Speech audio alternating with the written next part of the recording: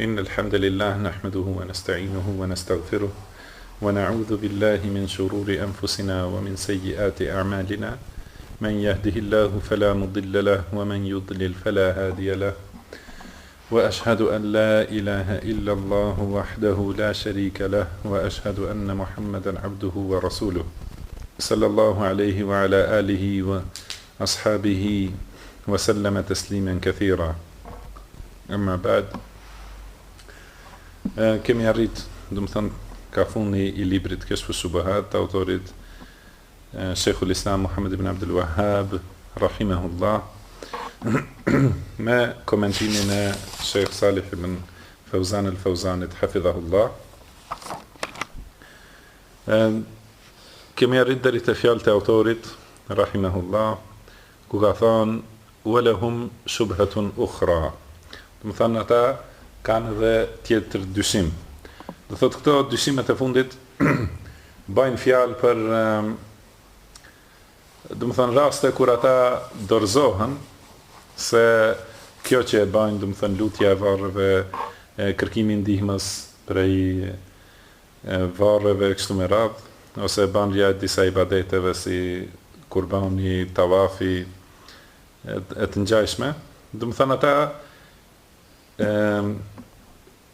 zihen, do të thotë, pa dorëzohen, nëse dorëzohen përpara argumenteve se me të vërtet ajo vepër është shirk, atëherë kanë dyshime të tjera me të cilat duan të dalin prej asaj situate vetëm për mos me pranu hakun. E atë dyshim, një prej atyre dyshimeve ka përmend këtu autori rahimahullah, ka thënë, pra ata kanë dyshim tjetër,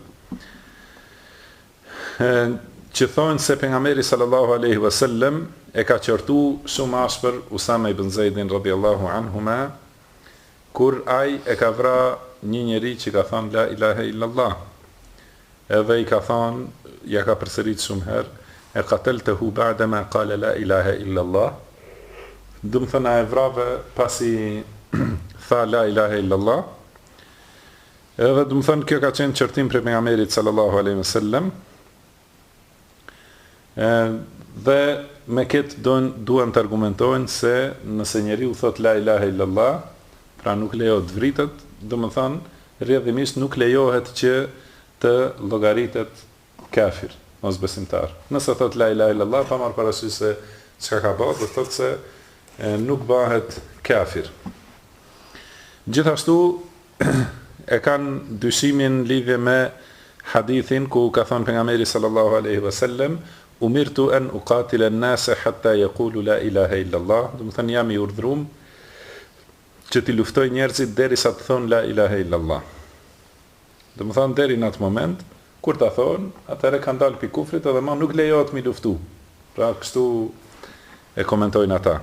Edhe thotë wa hadith ukhra fil kaffi amman qalaha, edhe hadithe të tjera që tregojnë se mu largu pra prej luftës ose mu largu prej dëmtimit të atij që e thot këtë fjalë. Thot wa muradu haula al-jahala an man qalaha la yakfur wala yuqtalu walau fa'ala ma fa'al. Do të thonë qëllimi aty në është se gjoja këto hadithe argumentojnë se kush e thot këtë fjalë nuk bëhet kafir edhe nuk vritet pa marrë parasysh se çka bën. Thot, atëherë këtyre mushrikëve ignorant ju thuhet, dihet se pejgamberi sallallahu alaihi wasallam I ka luftu jehudit, edhe I ka robru, edhe I ka vrarë, do të thonë, I ka luftu si, do të thonë, që ata kanë pas gjendje kufri, edhe pse ata kanë thonë la ilaha illallah. Do të thonë, kjo është një prej përgjigjeve dhe paraprake. Edhe shokët e pejgamberit sallallahu alaihi wasallam, sahabët radhiyallahu anhum, I kanë luftu fisin Banu Hanife, të cilët kanë thënë la ilaha illallah Muhammadur Rasulullah, edhe janë fal, edhe kanë pretenduar se janë musliman. Mirë po, e dinit më thënë kanë besu Musejlemes si pejgamber pas Muhammedit sallallahu alaihi wasallam. Gjithashtu ata të cilët I ka djeg Ali ibn Abi Talib radhiyallahu anhu kanë qenë njerëz që kanë thënë la ilaha illallah, por megjithatë sahabët domethënë kanë pas ijma se ata janë kuffar. Pastaj thot autori rahimahullah, gjithashtu këta ignorant pranojnë se kush e mohon ringjalljen bëhet kafir, edhe vritet, domethënë si mosbesimtar edhe nëse thot la ilaha illallah. Edhe kush mohon diçka prej shtyllave të islamit, gjithashtu bëhet kafir, edhe vritet edhe nëse thot la ilaha illallah. Thot, atëherë si ka mundësi që fjala la ilaha illallah të mos i bëje dobi nëse mohon diçka prej degëve të islamit, t'i bëje dobi nëse e mohon tauhidin, çka është baza e islamit edhe baza e fesë pejgamberëve, të cilët edhe koka do të thënë e fesë pejgamberëve. Mirë po thot armiqtë e Allahut nuk i kanë kuptuar hadithet. Do të thënë kjo është përgjigje në përgjithësi për këtë dyshim që u përmend edhe më herët, nëse ju kujtohet, do të thënë në dyshim të mëhershëm. Kurse sa i përket konkretisht këtyre argumenteve, këtë që ata i përmendin, thot fa amma hadithu Usama, do të thënë sa i përket hadithit të Usamës radiallahu anhu, do thot ai ka vrarë një njeri i cili ka pretenduar se u bë musliman, kurse Usame radiallahu anhu ka mendu se ai e pretendon islamin nga frika, do të thënë se që të mbrohet prej vrasjes. Prandaj do të thënë ky hadith na mëson se kur njeriu ta shfaqe islamin, atëherë e kemi obligim do të thënë ta pranojmë se është musliman dhe nuk lejohet vrasja e tij derisa ai nuk bie diçka tjetër, fjalë ose vepër, do të thënë e cila e kundërshton fjalën la ilaha illallah ose e kundërshton islamin. Prandaj Allah subhanahu wa taala ka thënë ja ayyuhalladhina amanu idha darabtum fi sabilillahi fatabayyanu, do të thënë ju që keni besu kur t'jeni në luftë, do të thënë kur të goditni në luftë ose kur dilni në rrugë për luftë në rrugën e Allahut, atëherë sqarohuni ose do të thënë vërtetohuni dhe me ata që i luftoni a janë musliman me të vërtet apo vetëm pretendojnë se janë. Do të thënë që mos të vrisni donja që është musliman, pra vërtetohuni mirë. E thot autori rahimahullah, fal ayatu tadullu ala annahu yajibu al-kaffu anhu wa at-tathabbut. Do të thënë ky ajet argumenton se ai njeri që thot fjalën la ilaha illallah ose që shfaqet se është musliman, do të thënë është për obligim që të largohemi prej luftës kundër tij ose prej vrasjes së tij, edhe të vërtetohemi. Nëse vërtetohet se pas kësaj ai ka bërë diçka që kundërshton islamin, ai gjithashtu vritet. Prandaj fjala vërtetohuni në ajet që është përmend, do të thënë nëse kishte qenë se ai që thot la ilaha illallah nuk vritet asnjëherë, atëherë çfarë kuptimi ka si Allahu ka thënë vërtetohuni? Do të thënë nëse kush thot la ilaha illallah nuk bëhet kafir asnjëherë, atëherë pse Allahu ka thënë kur dilni për të luftuar në rrugt të Allahut, vërtetohuni për ata që thonë la ilaha illallah. Atëherë nuk do të kish pas kuptim. Gjithashtu edhe hadithi tjetër, edhe të ngjashëm me të, do të thënë e kanë të njëjtin kuptim se kush e shfaq islamin edhe tauhidin duhet të largohemi prej luftës kundër tij, përveç nëse vërtetohet se ai ka bërë diçka që e kundërshton islamin, do të thënë që e nxjerr prej islamit. Edhe argument për këtë thot autori rahimahullah është se pejgamberi sallallahu alaihi wasallam ka thënë, pejgamberi sallallahu alaihi wasallam i cili ka thënë a e vrave atë pas i tha la ilaha illallah, edhe ai i cili ka thënë jam i urdhëruar që ti luftoj njerëzit derisa të thonë la ilaha illallah, pa ai pejgamber sallallahu alaihi wasallam ka thënë për xhavarixhët Einama laqitumuhum faqtuluhum, do të thonë ku ti gjeni vritini. La in adraktuhum la aqtulannahum qatl 'ad, edhe nëse unë i arri ata, do të thonë do t'i kisha vra sikur popullin e Adit. Do të thonë edhe pse Khawarizët e thonë fjalën la ilaha illallah, bila siç ka tregu pejgamberi sallallahu alaihi wasallam në hadithe, ata janë prej njerëzve që bëjnë më shumë ibadet, edhe më shumë, do të thonë sigurisht dhikr edhe thonë la ilaha illallah, por megjithatë duhet të vriten. Bile ka thënë pejgamberi sallallahu alaihi wasallam se sahabët që e dim, do të thonë se në çfarë shkallë të lartë të imanit edhe ibadetit kanë qenë, edhe ata, do të thonë, e nënçmojnë ibadetin e tyre kur e shohin ibadetin e Khawarizëve. Do të thonë ibadeti i vet nuk i duket sahabeve diçka në krahasim me ibadetin e Khawarizëve. Edhe thot autori, edhe ata gjithashtu e kanë mësuar diturinë prej sahabeve, mirë po, megjithatë nuk i ka bë ibadet as fjala la ilaha illallah, as ibadeti i shumt, as pretendimi se janë musliman, do të thonë nuk i kanë bë dobi kur ata kanë shfaq gjëra të cilat e kundërshtojnë shariatin. Thot autori rahimahullah, gjithashtu edhe këtë që e përmendëm se pejgamberi sallallahu alaihi wasallam i ka luftu jahudit, edhe sahabët i kanë luftu Benu Hanifen, fisin e Benu Hanife. Gjithashtu pejgamberi sallallahu alaihi wasallam ka vendos të luftoje kundër fisit Beni Mustaliq, kur një njeri ka ardhë, ka thënë se ata nuk dojnë me dhënë zekatin, derisa Allahu subhanahu wa taala ka zbrit ajetin ya ayyuhalladhina amanu in ja'akum fasiqun binaba'in fatabayyanu, do të thonë ju që keni besu, nëse një mëkatar ja u sill një lajm, verifikojeni mirë, se thot an tusibu qauman bi jahala, do të thonë se mos i bani dikujt ndonjë populli diçka me ignorancë, fatusbihu ala ma fa'altum nadimin, edhe pastaj të jeni, do të thonë, të ndjeni keqardhje ose të pendoheni për atë që e keni bë. Kurse ky njeri ka gënjy. Do të thonë deri këtu janë fjalët e autorit rahimahullah.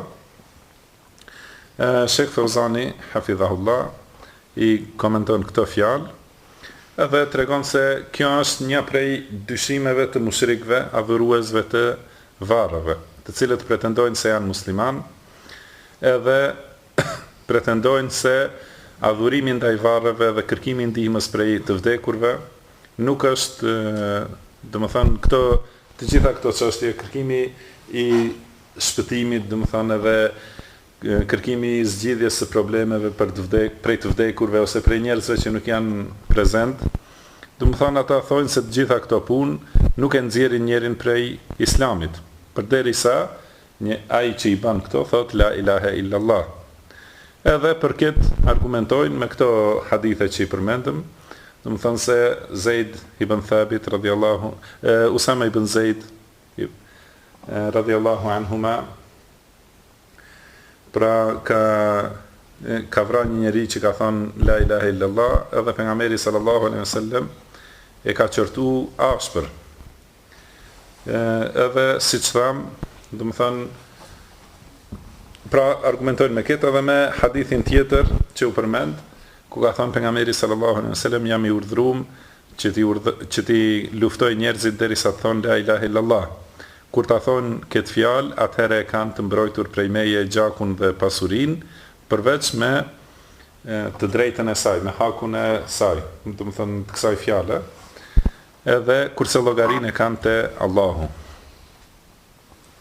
Edhe do të thonë ata thonë se këta argumente, këto hadithe, do të thonë, argumentojnë se kush e shqipton këtë fjalë, ai nuk vritet edhe nuk shpallet kafir, edhe nëse bën pa marrë parasysh çfarë vepre, do të thonë edhe nëse i bën të gjitha llojet e shirkut dhe i adhuron të vdekurit, tyrbet, varret e kështu me radhë, ja drejton pra ibadetet dikujt tjetër përveç Allahut. Kjo është, do të thonë, kuptimi i përgjithshëm i dyshimit të tyre. Edhe ky është dyshim i rrezikshëm, domethënë nëse dëgjon dikush që s'ka dituri, se normalisht kur rreziku i madh është se këta argumentojnë me hadithe që janë sahih. Domethënë hadithet janë të vërteta, edhe kur ja argumenton dikuj që nuk ka dituri, atëherë ky dyshim depërton tek ata. Mirë po, autori rahimahullah është përgjigj këtij dyshimi në disa aspekte. Domethënë një aspekt është se pejgamberi sallallahu alaihi wasallam ka luftu kundër disa njerëzve që kanë thënë la ilaha illallah, domethënë ka luftu kundër jahudive, edhe pse ata e thonë këtë fjalë. Edhe sahabët kanë luftu kundër fisit Banu Hanife, edhe pse ata thonë la ilaha illallah Muhammadur Rasulullah. Domethënë i kanë luftu këta kur kanë shfaq diçka që e kundërshton këtë fjalë, edhe pse e shqiptojnë me gojë, domethënë me vepër e kanë kundërshtu esencën e kësaj fjale, kështu që veç fjala, domethënë nuk ju ka bë dobi, edhe nuk ka pengu luftën kundër tyre. Aspekti i dytë, domethënë autori e ka tregu kontradiktën që kanë këta njerëz me vetveten. Domethënë se ata thonë që kush e mohon namazin bëhet kafir, ose kush e mohon domethënë ringjalljen bëhet kafir, ose domethënë kush mohon diçka prej islamit, ata e pranojnë se ai bëhet kafir. Mirë po në të njëjtën kohë ai që e mohon bazën e islamit, edhe bazën edhe domethënë çështjen kryesore të fesë së gjithë pejgamberëve, atë nuk e shpallin për kafir. Domethënë kjo tregon se kanë kontradikt, domethënë me vetveten.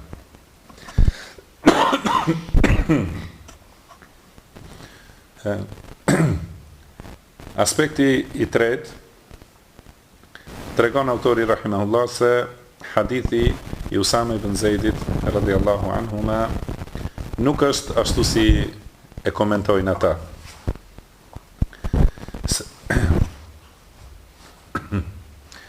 Sepse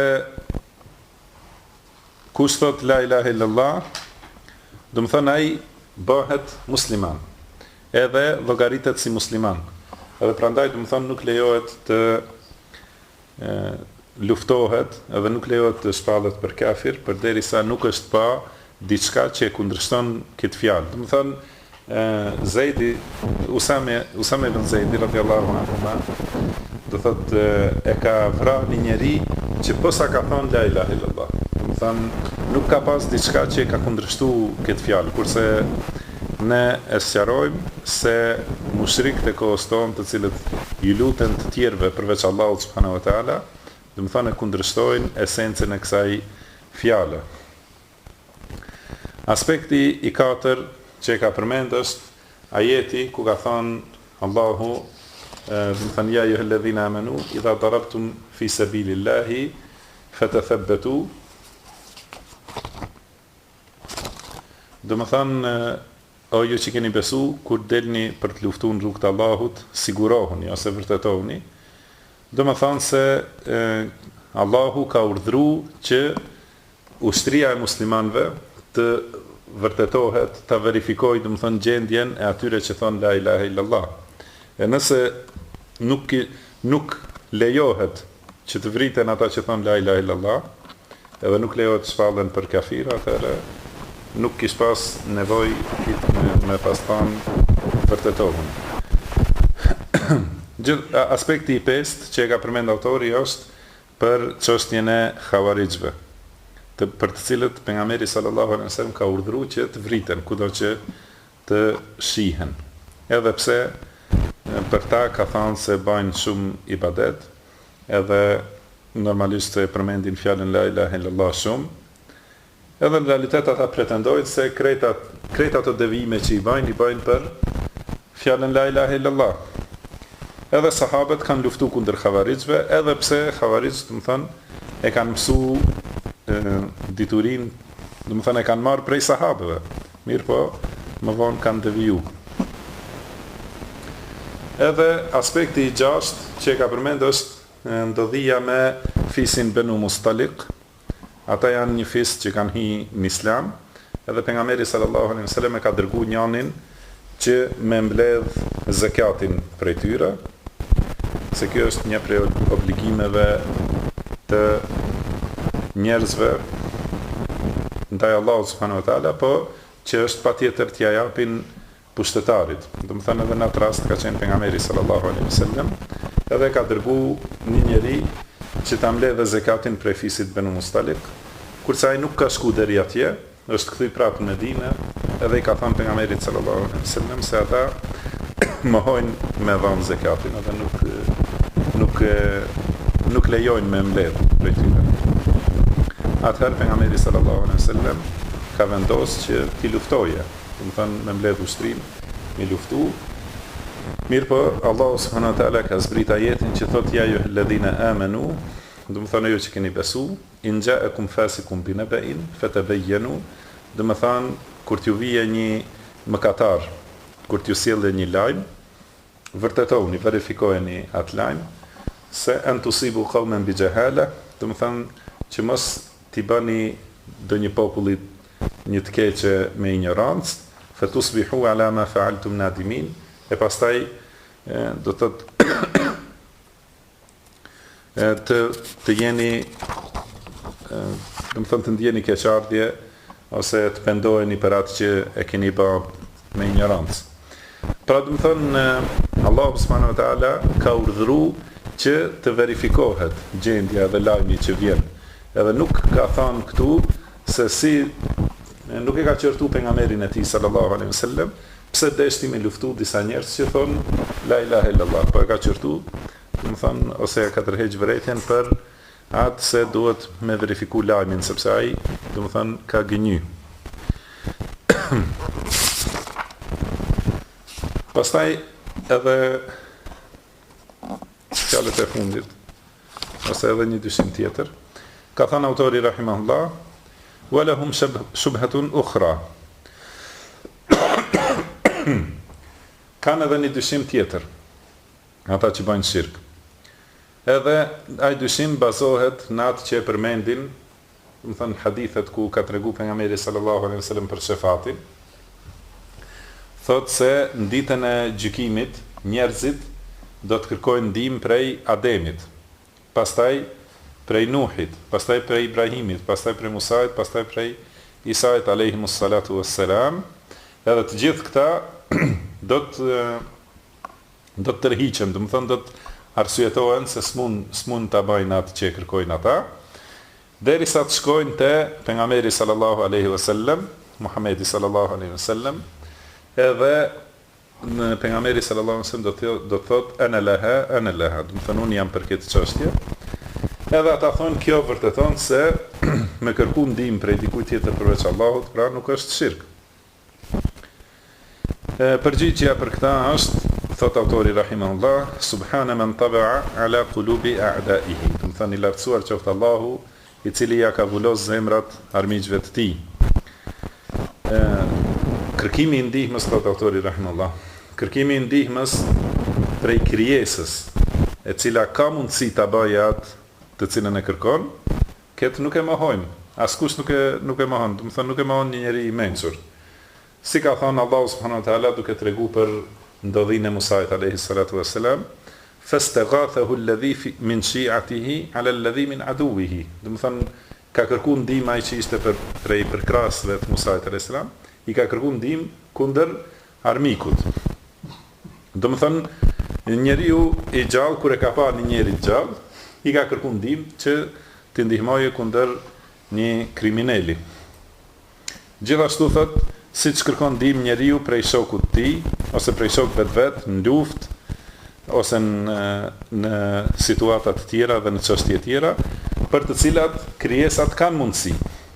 Kurse ne e mohojmë kërkimin e ndihmës që është ibadet, të cilën e bajnë ata, do të thonë, te varret, te evliat siç i quajnë, ose si e bajnë prej shejhave tyne kur nuk janë prezent, do të thonë edhe për gjallëve kërkojnë edhe për të vdekurve. Do thotë ka raste të shumta kur shkojnë te varret edhe kërkojnë prej të vdekurit.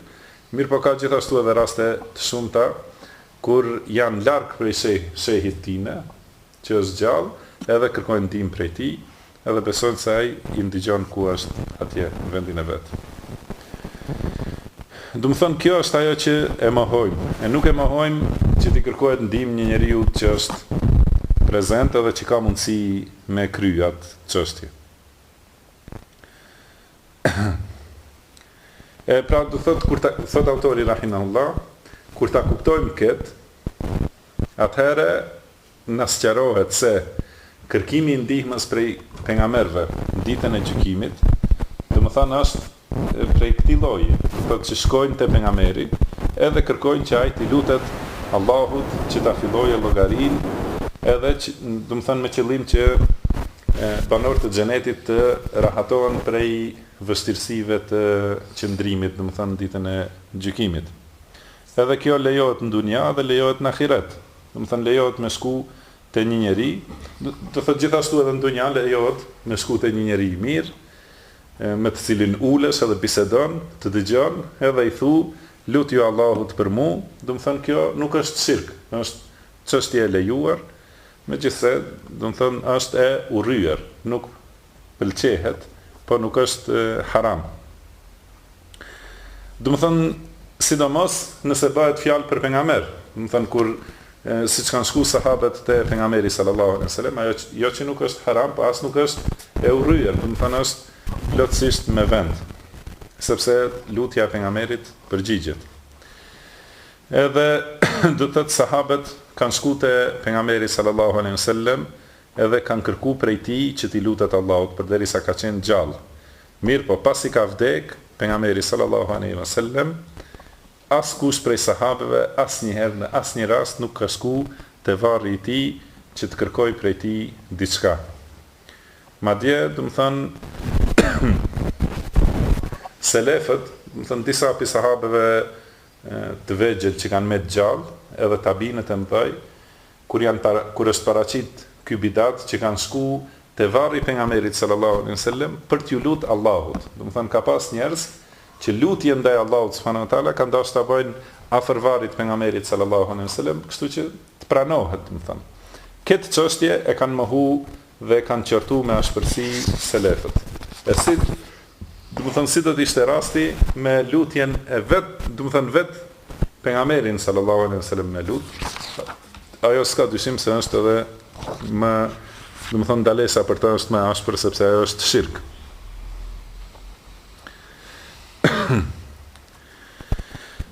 Do të thonë me këtë hadith që vërtetojnë dyshimin e tyre, me hadithin e shefatit, që për shumicën është i njohur se në ditën e gjykimit kur do të rrinë njerëzit 50.000 vjet, do të thonë në vendin ku do të mblidhet i gjithë njerëzimin, edhe dielli afrohet, do të thonë 1 milje deri te kokat e atyre njerëzve në atë vend, edhe ata zhyten në djersët e tyre, derisa, do të thonë kur nuk mund të adurojnë atë situatë, shkojnë te Ademi alayhis salam, kërkojnë prej tij, do të thonë që t'i lutet Allahut sepse ai është baba i njerëzimit e kështu me radhë. Pastaj ai i thot nefsi, do të thonë kërkon arsye për vete, nuk do të thonë ai thot se turprohet prej Allahut që të kërkoj diçka sepse ai ka bërë gabim. Pastaj shkojnë te Musa alayhis salam, edhe ai gjithashtu largohet deri, do të thonë kështu me radhë te pejgambert derisa të arrijnë te Muhamedi sallallahu alaihi wasallam. Edhe atëherë ai thot ana laha, do të thonë unë jam për të, pra unë jam për në pozitën e shefatit. Edhe pastaj tregon pejgamberi sallallahu alaihi wasallam se ai shkon te Allahu subhanahu wa taala, edhe bën sejdë të gjatë edhe falenderon Allahun, e lavdëron edhe i lutet atij dhe vazhdon në sejdë derisa t'i japë leje Allahu. Edhe kur t'i thojë Allahu, ja Muhammed, irfa ra'sak, do të thonë ngrije kokën, wasal tu'ta, washfa tushaffa, do të thonë edhe kërko çka dush se do t'jepet, dhe ndërmjetësose ndërmjetësimi do të pranohet. Do të thonë se askush nuk ka në dorë shefat ose diçka te Allahu përveç se me lejen e Allahut subhanahu wa taala. Si ka thënë Allahu, men dhe alladhi yashfa'u indahu illa bi idhnih, do të thënë kush do të mund të bëjë shefat te ai tjetër, do të thënë askush nuk do të mund të bëjë shefat te Allahu përveç se me lejen e tij. E kjo gjendje e pejgamberit sallallahu alaihi wasallam është pozita e lavdishme me të cilën Allahu e ka dalluar pejgamberin sallallahu alaihi wasallam, siç ka thënë Allahu, asa an yab'athaka rabbuka maqaman mahmuda, do të thonë se Allahu do të japë ty pozitë të lavdishme. E kjo është ajo pozitë, do të thonë siç e kemi sqaruar për çështjen e shefatit, se shefati është nderim i shefatxhijes, do të thonë ndërmjetësuesit, edhe është mëshirë për atë për të cilën ndërmjetësohet. Dhe kjo bëhet vetëm me lejen e Allahut. E me këtë rast ato argumentojnë se pra u lejo ka me kërku shefatin prej dikuj tjetër, se ata do ta kërkojnë prej pejgamberit sallallahu alaihi wasallam. Mirë po, kjo është çështje shumë e qartë, se nëse i kërkon dikujt që të dëgjon edhe të sheh, edhe bisedon me ta, nëse i kërkon që ai t'i lutet Allahut, ajo nuk është shirk. Edhe me kërku ndihmë në përgjithësi prej krijesave, për gjëra të cilat ata mujnë me i bë, ajo nuk është shirk, po është çështje e lejuar. Kurse ajo që është shirk, është me kërku prej të vdekurve, ose prej atyre që nuk janë prezent, me kërku, domethënë, që të bëjnë diçka, të çështjeve që në realitet janë veçori vetëm me Allahu subhanahu wa ta'ala. Edhe dyshimi tjetër, të cilin e përmendin ata, është në ndodhin e Ibrahimit alayhi salatu wassalam, të cilin kur kanë dashur ta hedhin në zjarr, është paraqit Xhibrili alayhi salatu wassalam në qiell, ose do të thënë në ajër, edhe i ka thënë eleke haxhe, do të thënë a ke nevojë diçka. Ibrahimi alayhi salatu wassalam ka thënë emma ilejke fala, do të thënë sa për ty jo. Edhe pastaj vazhdon, do të thënë se ka thënë fjalën hasbi Allahu wa ni'mal wakil, do të thënë mjafton Allahu edhe mjafton ai si mbështetës. Dhe ata argumentojnë se kjo do të thotë se nëse kishte qenë kërkimi i ndihmës prej me lajkeve shirk, atëherë nuk do t'ja kishte ofru Xhibrili alayhis salam Ibrahimit alayhis salatu wassalam. Mirë po, përgjigjja ndaj këtij dyshimi është se edhe kjo ndodhi është sikur edhe ky dyshim, domethënë është sikur dyshimi paraprak për kërkimin e shefatit prej pejgamberëve. Sepse Xhibrili alayhis salatu wassalam i është paraqit Ibrahimit alayhis salatu wassalam. I është paraqit me të vërtetë, do të thënë Xhibrili, të cilin e ka urdhëruar Allahu subhanahu wa ta'ala, jo, do të thënë sikur çka thonë ata se ka dalë në sheshin Rabia Xhibrili, ose ka dalë në Siri me lajket e kështu me radhë, do të thënë ata janë vetëm bestytni edhe ëndra të sufive. Kurse Ibrahimit alayhis salatu wassalam i është paraqit vet Xhibrili alayhis salatu wassalam, për të cilën Allahu ka thënë shedidul quwa, do të thënë me fuqi të madhe, me fuqi madhështore. Nëse Allahu do t'i kishte dhënë urdhër Xhibrilit alayhis salam që ta kishte marrë zjarrin që kanë përgatitur për Ibrahimin alayhis salam edhe krejt tokën për rreth, edhe t'ja kishte edhe kodrat e të gjitha, do të thënë edhe t'ja kishte hedh atyre mushrikëve, ose ta kishte çu në lindje në perëndim, do të thënë ai ka pas mundësi ta bëjë. Edhe nëse e kishte urdhëruar Allahu, do të thënë që ta merrte Ibrahimin alayhis salatu wassalam edhe ta çonte në vend të largët, gjithashtu do të kishte pas mundësi ta bëjë. Ose nëse kishte urdhëruar që ta ngrej Ibrahimin alayhis salam në qiell, Xhibrili alayhis salam e ka pas atë mundësi. Dhe kjo është njësoj sikur, thot autori rahimahullah, është njësoj sikur kur vjen një njeri i pasur, edhe ta, do të thënë, ta ofron mundësinë e tij, pasurinë e tij për të ndihmuar diçka. Vjen, do të thënë, te një njeri i varfër edhe i nevojshëm, edhe i ofron ndihmë, edhe pasuri.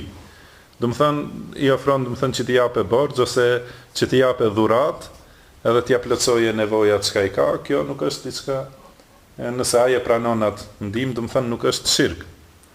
Mirë, po nëse njeriu ai varfri, do të thënë e mohon, e refuzon ndihmën e njeriut, edhe bën sabër edhe thotë se unë kam nevojë vetëm për ndihmën edhe rrezikun e Allahut, atëherë kjo është edhe më mirë. E atëherë ku është dallimi, do të thënë, mes kësaj edhe asaj që thon mushrik të kohës tonë se, do të thënë, lejohet me kërku ndihmë prej të vdekurve. Do të thënë, kjo është çka e ka përmend autori rahimahullah.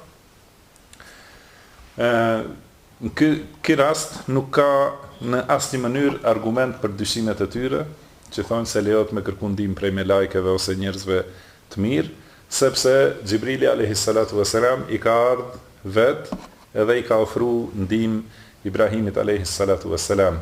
Edhe nëse kishte pranu, ajo nuk ka lidhje me shirkun, sepse do të kishte pranu prej një krijese që është prezent edhe që ka fuqi me bë atë që kërkon, që do ta kishte kërku Ibrahimi alayhi salatu wasalam.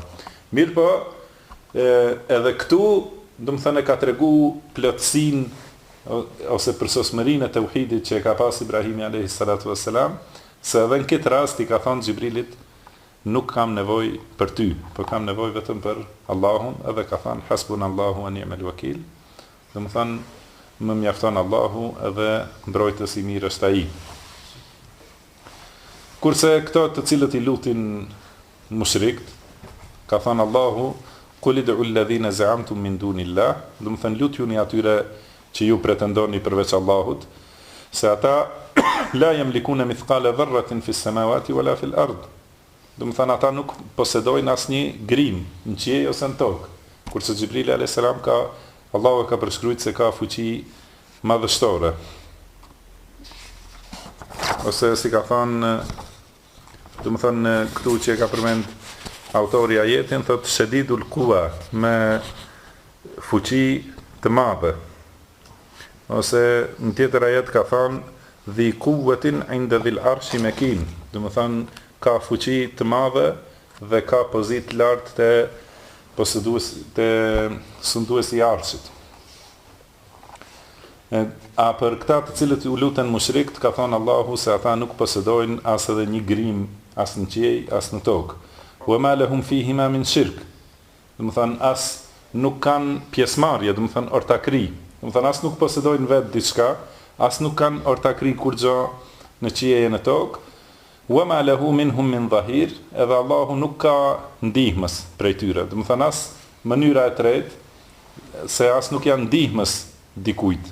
Do të thënë se njeriu ka mundësi ose një krijesë, do të thënë ka mundësi të bëjë diçka, të ofrojë një ndihmë, nëse e posedon atë që ja kërkon, ose nëse është ortak në atë që e kërkon, ose nëse është ndihmës i atij që e posedon atë. Kurse Allahu ka thënë për këta që i lutin përveç Allahut, se nuk posedojnë asnjë grim, as në qiell, as në tokë, dhe nuk kanë asnjë lloj ortakrie, edhe nuk asnjëri prej atyre nuk është ndihmës i Allahut subhanahu wa taala. Thot wala tanfa'u ash-shafa'atu 'indahu illa liman adhina la. Edhe mënyra e katërt është që ata të ndërmjetësojnë. Domethënë edhe pse nuk posedojnë, nuk janë ndihmës së kështu me radhë, mirë po mund me shku me ndërmjetësu. Por edhe këtë Allahu e mohon se thot nuk bën dobi ndërmjetësimi i askujt tek Allahu përveç se me lejen e tij. Pra atëherë në çfarë baze ata ju luten atyre? Gjithashtu ka thënë Allahu, dhalikumullahu rabbukum.